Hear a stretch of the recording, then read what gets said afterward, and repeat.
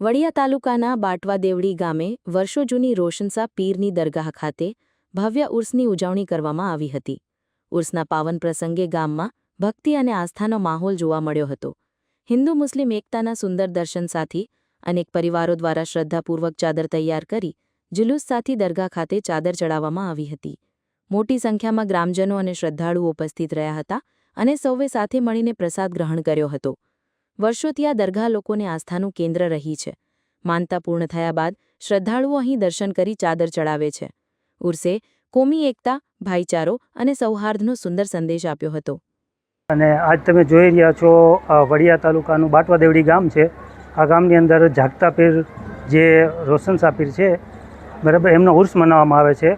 વર્ષોથી એમ સમજો ને કે 150 વર્ષથી આ જૂની દરગાહ છે અને અહીંયા હિન્દુ મુસ્લિમ એકતાના પ્રતિક રૂપે માનવામાં આવે છે. અહીંયા અનેક એવા માનતાઓ ચડે છે, સારા એવા કામ થાય છે માણસોના, અને બધું વિનામૂલ્યે થાય છે.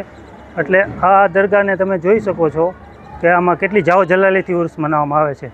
આમાં મેજોરિટી સંખ્યા હિન્દુઓની છે, છતાં પણ આજના સમયમાં જો આટલા બધા માણસો આને માનતા હોય તો આ પીરમાં કંઈક તો કરામત હોવી જ જોઈએ એવું હું માનું છું.